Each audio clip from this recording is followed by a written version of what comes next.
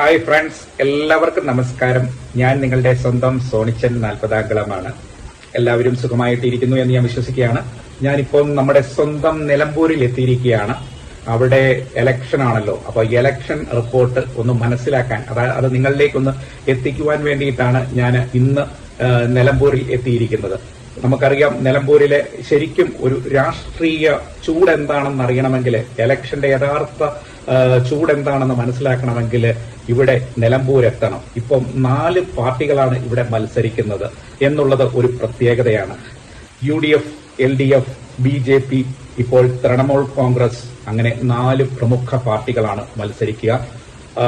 ഇവിടെ ശരിക്കും ഒരു രാഷ്ട്രീയ യുദ്ധം എന്ന് വേണമെങ്കിൽ നമുക്ക് നിലമ്പൂരിനെ വിശേഷിപ്പിക്കാം ഇപ്പോൾ നടക്കുന്നത്. കാരണം PV അൻവറും കൂടി ഇവിടെ ഇലക്ഷന് രംഗത്തേക്ക് വന്നപ്പോൾ ഇവിടെ ഇലക്ഷന് വാശിയേറിയ കടുത്ത മത്സരം തന്നെ ഇവിടെ കാഴ്ചവെക്കുകയാണ്. PV അൻവറിനെ സംബന്ധിച്ച് നമുക്കറിയാം, കഴിഞ്ഞ 2 പ്രാവശ്യം നിലമ്പൂരിൽ മത്സരിച്ച് MLA ആയി വന്ന ഒരു വ്യക്തിയാണ്. ശരിക്കും ഒരു ചുണക്കുട്ടി എന്ന് വേണമെങ്കിൽ നമുക്ക് PV അൻവറിനെ വിശേഷിപ്പിക്കാം. കാണുന്ന കാര്യങ്ങൾ തുറന്നടിച്ച് ആരെയും പേടികൂടാതെ, ആരുടെയും മുഖത്തു നോക്കാതെ ഭരണ പ്രതിപക്ഷം നിരയെ എല്ലാം വിമർശിക്കുവാനുള്ള ചങ്കൂറ്റം കാണിച്ച ഒരു വ്യക്തിയാണ് PV അൻവർ. PV അൻവറിന് നിലമ്പൂർ എന്താണെന്നും നിലമ്പൂരിലെ ഓരോ മുക്കും മൂലയും എന്താണെന്നും വളരെ സ്പഷ്ടമായി അറിയാവുന്ന ഒരു വ്യക്തിയാണ്. അതുകൊണ്ട് തന്നെയാണ് നിലമ്പൂരിൽ 2 പ്രാവശ്യം അദ്ദേഹം വിജയിച്ചു വന്നത്. ഇപ്പോൾ നമുക്കറിയാം, കോൺഗ്രസുമായിട്ട് ഇദ്ദേഹം മുമ്പ് മത്സരിച്ചിരുന്നത് LDF സ്വതന്ത്രനായിട്ടാണ്, അതായത് നിലമ്പൂരിൽ മത്സരിച്ച് വിജയിച്ചത്. അന്ന് ആര്യാടൻ ഷൌക്കത്തിനെ മത്സരത്തിൽ പരാജയപ്പെടുത്തിയിരുന്നു. നമുക്കറിയാം, ആര്യാടൻ ഷൌക്കത്ത് എന്ന് പറയുന്നത് ആര്യാടൻ മുഹമ്മദിന്റെ മകനാണ്. ആര്യാടൻ മുഹമ്മദ് വർഷങ്ങളായി നിലമ്പൂരിൽ വിജയിച്ചു വന്നിരുന്ന ഒരു കോൺഗ്രസിന്റെ പ്രമുഖനായ ഒരു നേതാവായിരുന്നു. അദ്ദേഹത്തിന്റെ മകനാണ് ആര്യാടൻ ഷൌക്കത്ത്. ആര്യാടൻ ഷൌക്കത്തിനെ നിലം പരിശാക്കിക്കൊണ്ട് അവിടെ വിജയിച്ചു കയറിയ മണിമുത്താണ് ഈ പറഞ്ഞ PV അൻവർ.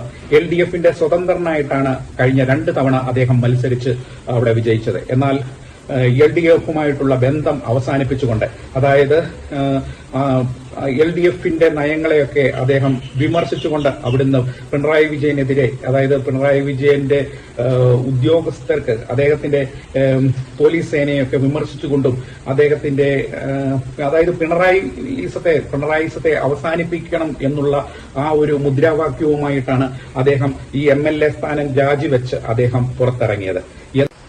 ഇനിയും വരും ദിവസങ്ങളിൽ, ഏതാനും കുറച്ച് ദിവസങ്ങൾ കൂടി മാത്രമേ ഉള്ളൂ. നാളെയാണ് PV അൻവർ നാമനിർദ്ദേശ പത്രിക സമർപ്പിക്കുന്നത് എന്നാണ് അറിയുവാൻ സാധിക്കുന്നത്. അപ്പോൾ അദ്ദേഹം നാമനിർദ്ദേശ പത്രിക സമർപ്പിച്ചതിനു ശേഷം അദ്ദേഹം രാഷ്ട്രീയ യുദ്ധത്തിലേക്ക് ഇറങ്ങുകയാണ്. അദ്ദേഹം ജനങ്ങളെ ഫേസ് ചെയ്യുമ്പോൾ അദ്ദേഹത്തിന് പല കാര്യങ്ങളും തുറന്നു പറയാനുണ്ടാവും. UDFന്റെയും LDFന്റെയും ഒക്കെ നിലപാടുകളെ വിമർശിച്ചുകൊണ്ടായിരിക്കും അദ്ദേഹം സംസാരിക്കുക, ജനങ്ങളോട് സംസാരിക്കുക. കാരണം UDFലും LDFന്റെയും എല്ലാ കാര്യങ്ങളും അറിയാവുന്ന ഒരു വ്യക്തി കൂടിയാണ് PV അൻവർ. അതുകൊണ്ട് തന്നെ PV അൻവർ മാധ്യമങ്ങളെയും ജനങ്ങളെയും ഒക്കെ കാണുമ്പോൾ ഇനിയും പല കാര്യങ്ങൾ തുറന്ന് സംസാരിക്കാനുണ്ടാകും. അദ്ദേഹം എന്തായാലും അത് ജനങ്ങളോട് തുറന്നു പറയും എന്നുള്ളതിൽ ഒരു സംശയവുമില്ല. കാരണം അദ്ദേഹം കേരളത്തിൽ ഇന്ന് വളരെ ഓപ്പണായിട്ട് സംസാരിക്കുന്ന 2 വ്യക്തിത്വങ്ങളാണ്.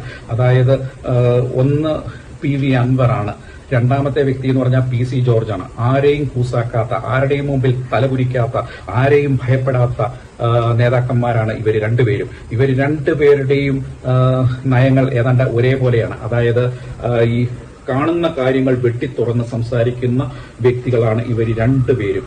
അതുകൊണ്ട് തന്നെ എതിർ സ്ഥാനാർത്ഥികൾക്കൊക്കെ ഭയമാണ്. കാരണം എന്താണ് അൻവർ പറയാൻ പോകുന്നത്, അടുത്ത നിമിഷങ്ങളിൽ സംസാരിക്കാൻ പോകുന്നത് എന്നുള്ള കാര്യം ആർക്കും പറയാൻ പറ്റില്ല. കാര്യം മുഖത്ത് നോക്കി എല്ലാ കാര്യങ്ങളും പറയും. കാണുന്ന കാര്യങ്ങളും കേൾക്കുന്ന കാര്യങ്ങളും അത് തുറന്നു പറയും. ഒരു പക്ഷേ നമ്മൾ ഒരു ദിലീപിന്റെ പടത്തിൽ ഇതുപോലെ ദിലീപ് സ്വതന്ത്രനായി മത്സരിച്ച് മറ്റു പല പ്രമുഖ സ്ഥാനാർത്ഥികളെയും പരാജയപ്പെടുത്തി വന്ന ഒരു സിനിമ നമ്മൾ കണ്ടിട്ടുണ്ട്. ഇതിന്റെ പേരെന്താണെന്ന് എനിക്കറിയില്ല, ലയണാണോ എന്താണോ, അതേ ഒരു സിനിമയിൽ നാം കണ്ടതാണ്. അദ്ദേഹത്തിന്റെ അപ്പനാണ് എതിർ സ്ഥാനാർത്ഥിയായിട്ട് നിന്നത്. അതുപോലെ തന്നെ പ്രമുഖരായിട്ടുള്ള മറ്റ് 2-3 ഈ പറഞ്ഞ രാഷ്ട്രീയ നേതാക്കന്മാരെയൊക്കെ ആ സിനിമയിൽ അദ്ദേഹം പരാജയപ്പെടുത്തി സ്വതന്ത്രനായി മത്സരിക്കുന്ന ഒരു കാഴ്ച നാം ആ സിനിമയിൽ കണ്ടതാണ്. ഏതാണ്ട് അതേ അനുഭവം തന്നെയാണ് PV അൻവറും. PV അൻവറും പറയുന്നത് തന്റെ നിലപാട് സത്യസന്ധമാണ്. ഞാൻ നിൽക്കുന്നത് ജനങ്ങൾക്ക് വേണ്ടിയിട്ടാണ്. എനിക്ക് സേവനം ചെയ്യേണ്ടത് ജനങ്ങളെയാണ്. അതുകൊണ്ട് ഞാനും മത്സരിക്കുകയാണ്. അതുകൊണ്ട് നിലമ്പൂർ ജനത എനിക്ക് വോട്ട് ചെയ്യുക തന്നെ ചെയ്യുമെന്നുള്ള ആത്മവിശ്വാസത്തിലാണ് ഇപ്പോൾ അദ്ദേഹം തൃണമൂൽ കോൺഗ്രസ് ടിക്കറ്റിൽ മത്സരിക്കുന്നത്. അപ്പോൾ അദ്ദേഹത്തിന്റെ ചിഹ്നം എന്താണെന്ന് അടുത്ത നിമിഷങ്ങളിലേ നമുക്ക് അറിയുവാൻ സാധിക്കുള്ളൂ. ഏതായാലും അദ്ദേഹം ഓട്ടോറിക്ഷ ചിഹ്നമാണ് ചോദിച്ചിരിക്കുന്നത്. പക്ഷേ അത് തൃണമൂൽ കോൺഗ്രസ് അത് കൊടുക്കുമോ എന്നറിയില്ല. ഏതായാലും അത് കൊടുക്കുകയോ അല്ലെങ്കിൽ തൃണമൂൽ കോൺഗ്രസ് ഇഷ്ടപ്പെടുന്ന ആ ചിഹ്നം കൊടുക്കുകയോ അതിലല്ല കാര്യം. കാരണം നിലമ്പൂരിൽ ഇപ്പോൾ ശ്രദ്ധാ കേന്ദ്രം എന്ന് പറയുന്നത് PV അൻവർ തന്നെയാണ്. PV അൻവർ തന്റെ നയങ്ങൾ വ്യക്തമാക്കിക്കൊണ്ട് ജനങ്ങളോട് വോട്ട് ചോദിക്കുകയാണ്. ഒരു പക്ഷേ ഈ പറഞ്ഞ PV അൻവറും മത്സരരംഗത്ത് വിജയിക്കുവാനുള്ള സാധ്യതയൊക്കെ കാണുന്നുണ്ട്. പലരും അദ്ദേഹത്തെ പുച്ഛിക്കുന്നൊക്കെ ഉണ്ടെങ്കിലും കുറ്റമൊക്കെ പറയുന്നുണ്ടെങ്കിലും അത് സ്വാഭാവികം മാത്രമാണ്. കാരണം കോൺഗ്രസ്സുകാർ ഇപ്പം കോൺഗ്രസിൽ മത്സരിക്കാതെ വരുമ്പോൾ അവർ PV അൻവറിനെ തള്ളി പറയുന്ന നിമിഷങ്ങളൊക്കെ ഉണ്ടാവും. അതുപോലെ നിലമ്പൂരിലെ BJPക്ക് വലിയ സ്വാധീനം ഉണ്ടാക്കുവാൻ കഴിയും എന്ന് തോന്നുന്നില്ല. കാരണം നിലമ്പൂരിനെ സംബന്ധിച്ച് BJPക്ക് അത്ര വലിയ ഒരു സ്വാധീനം ഉള്ള ഒരു മണ്ഡലമല്ല. അതുകൊണ്ട് തന്നെ LDFനെയും UDFനെയും കടന്നാക്രമിക്കാനാണ് പരമാവധി PV അൻവർ പരിശ്രമിക്കുക. കാരണം ഈ രണ്ട് പാർട്ടിയോടും അദ്ദേഹത്തിന് വ്യക്തിപരമായിട്ട് ചില അസ്വാരസ്യങ്ങൾ അദ്ദേഹത്തിനുണ്ട്. അതായത് അഭിപ്രായ വ്യത്യാസങ്ങൾ ഉണ്ട്. കാരണം LDFന്റെ നയങ്ങളെയും അദ്ദേഹം വിമർശിക്കുന്നുണ്ട്, കോൺഗ്രസിന്റെ നയങ്ങളെ ഇപ്പോൾ അദ്ദേഹം വിമർശിക്കുന്നുണ്ട്. അപ്പോ ഈ രണ്ട് പാർട്ടിയെയുമായിരിക്കും അദ്ദേഹം പ്രധാനമായും എതിർക്കുക. ഈ കോൺഗ്രസിലും LDFലും അസ്വസ്ഥരായി നിൽക്കുന്ന ചില ആളുകളുണ്ട്.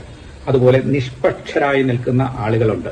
യുവജനങ്ങളുടെ വോട്ടുകളുണ്ട്. ഇത് എങ്ങോട്ട് മറിയും എന്നതിനെ ആശ്രയിച്ചായിരിക്കും വിജയപരാജയങ്ങൾ നിലനിൽക്കുക. കാരണം ഇവിടെ പലപ്പോഴും LDF UDF ആ ഒരു കാറ്റഗറിയിലാണ് മത്സരിച്ച് വിജയിച്ചു വരിക. എന്നാൽ ഇപ്രാവശ്യം ഇവിടുത്തെ ജനങ്ങൾ എങ്ങനെ ചിന്തിക്കും എന്നതിനെ ആശ്രയിച്ചായിരിക്കും വിജയം. ഇപ്പോൾ അവിടെ LDFനും സ്ഥാനാർത്ഥിയായി, UDFനും സ്ഥാനാർത്ഥിയായി, അതുപോലെ BJPക്ക് സ്ഥാനാർത്ഥിയായി ഇപ്പോൾ തൃണമൂൽ കോൺഗ്രസിൽ നമ്മുടെ PV അൻവർ രംഗപ്രവേശനം ചെയ്തിരിക്കുകയാണ് സ്ഥാനാർത്ഥിയായിട്ട്.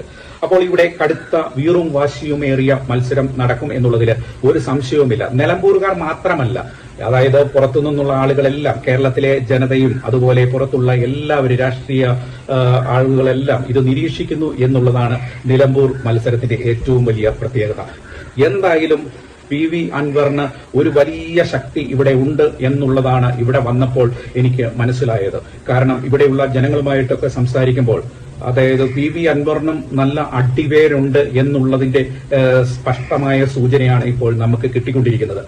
ഏതായാലും ദോഷം സംഭവിക്കുക കോൺഗ്രസ് പാർട്ടിക്കാണ്. അതുപോലെ LDF പാർട്ടിക്കും വളരെ ക്ഷീണം തന്നെ ഉണ്ടാവും. ഏതായാലും ആര്യാടൻ ഷൗക്കത്തിന് ഒരു ക്ഷീണം തന്നെയാണ്, കോൺഗ്രസ് സ്ഥാനാർത്ഥിയായ ആര്യാടൻ ഷൗക്കത്തിന് ഒരു ക്ഷീണം തന്നെയാണ് PV അൻവർ. ഒരു കണക്കിന് ശരിക്കും കോൺഗ്രസ് PV അൻവറിനെ ഒന്ന് പരിഗണിച്ചിരുന്നെങ്കിൽ PV അൻവർ മത്സര രംഗത്ത് വരില്ലായിരുന്നു. കോൺഗ്രസ് പക്ഷേ യഥാർത്ഥ ധാർഷ്ട്യം കാണിച്ചു. അത് ഒരു വലിയ കണക്ക് കൊടുക്കേണ്ടി വരും എന്നുള്ളതാണ് ഇപ്പോൾ ഇവിടുത്തെ ജനത പറയുന്നത്. ഞാനിവിടെയുള്ള സാധാരണക്കാരായ ആളുകളോടൊക്കെ സംസാരിച്ചപ്പോൾ അവരൊക്കെ സംസാരിക്കുന്നത് PV അൻവറിനും ചാൻസ് ഉണ്ട്. കാരണം PV അൻവർ 2 വർഷം ഇവിടെ ഈ മണ്ഡലത്തിൽ വിജയിച്ചു വന്ന ഒരു നേതാവാണ്.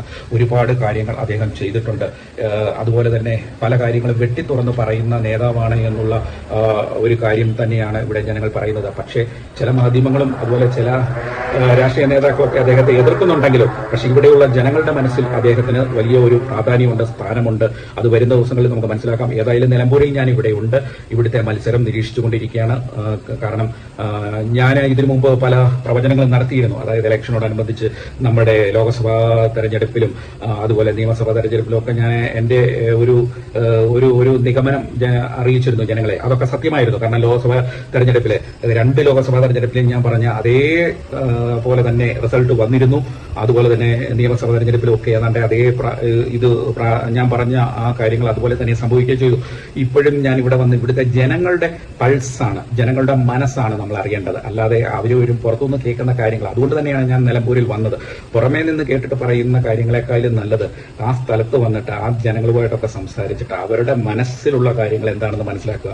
അത് ഒരേ കാറ്റഗറിയിലുള്ള ആളുകളുമായിട്ട് മാത്രമല്ല, അതായത് സമൂഹത്തിന്റെ നാനാതട്ടിലുള്ള, അതായത് സാധാരണക്കാരായ ആളുകൾ, വീട്ടമ്മമാരുടെ ഇടയിൽ, അതുപോലെ സാധാരണക്കാരുടെ ആളുകളുടെ ഇടയിൽ, അതുപോലെ ഗവൺമെന്റ് ഉദ്യോഗസ്ഥരുടെ ഇടയിൽ, അതുപോലെ വണ്ടിക്കാരുടെ ഇടയിൽ, അങ്ങനെ എല്ലാ സ്ഥലത്തും ബിസിനസ്സുകാരുടെ ഇടയിലൊക്കെ അങ്ങനെ പോയി നിന്ന് അവരുടെയൊക്കെ മനസ്സറിഞ്ഞിട്ട് നമ്മൾ വിവരങ്ങൾ ശേഖരിക്കുകയാണ്. വരും ദിവസങ്ങളിലൊക്കെ നമ്മൾ കൂടുതൽ രാഷ്ട്രീയ വിശകലനം നമ്മൾ നൽകുന്നതാണ്. എന്തായാലും നമുക്ക് കാത്തിരുന്ന് കാണാം. നിലമ്പൂരിൽ ഇത്തവണ PV അൻവർ വിജയിക്കുമോ, സ്വതന്ത്രനായി വിജയിക്കുമോ എന്നുള്ളതാണ് ഇപ്പോഴത്തെ നമ്മളുടെ മുമ്പിലുള്ള ഒരു ചോദ്യം. ഏതാണ്ട് ജനങ്ങൾ സംസാരിക്കുന്നതിൽ മിശ്രിതമായ അഭിപ്രായങ്ങളാണ് പറയുന്നത്. പക്ഷേ എങ്കിലും അൻവറിനും ഇവിടെ നല്ല വേരോട്ടമുണ്ട്. അൻവറും വിജയിച്ചു വരാനുള്ള ഒരു സാധ്യതയുണ്ട്. ശരിക്കും ഇവിടെ കോൺഗ്രസ്, LDF, തൃണമൂൽ കോൺഗ്രസ്, ശരിക്കും അവർ 3 പേരുമാണ് മത്സരം കാഴ്ചവെക്കുന്നത്. BJP ഉണ്ട്. BJP കുറെ വോട്ടുകൾ പിടിക്കുമെങ്കിലും അതിനേക്കാളും ഒക്കെ ഇവർ 3 പേരും തമ്മിലുള്ള മത്സരമാണ് ഇവിടെ നടക്കുന്നത്. BJPയും സ്ട്രോങ് ആയിട്ട് ഒരു മത്സരം ഇവിടെ നടക്കുന്നുണ്ട്. അങ്ങനെ 4 പാർട്ടികളും തീപാർന്ന മത്സരമാണ് ഇവിടെ കാഴ്ചവെച്ചുകൊണ്ടിരിക്കുന്നത്. വരും ദിവസങ്ങളിൽ നമ്മളിവിടെ നിലമ്പൂരിൽ നിന്നുള്ള റിപ്പോർട്ടുകൾ നേരിട്ട് തന്നെ മനസ്സിലാക്കിയിട്ട് നിങ്ങളോട് സംസാരിക്കാം. ഏതായാലും അടുത്ത നിമിഷങ്ങളിലൊക്കെ PV അൻവർ മാധ്യമങ്ങളെ കാണും, സംസാരിക്കും. അപ്പോൾ അതിൽ നിന്നുള്ള കൂടുതൽ വിവരങ്ങൾ നിങ്ങളെ അറിയിക്കാമെന്നുള്ള പ്രതീക്ഷയോടെ നിർത്തുന്നു. എല്ലാവർക്കും നല്ല ഒരു ദിവസമാകട്ടെ എന്ന് ആശംസിച്ചുകൊണ്ട് നിർത്തുകയാണ്. നന്ദി, നമസ്കാരം, താങ്ക് യു.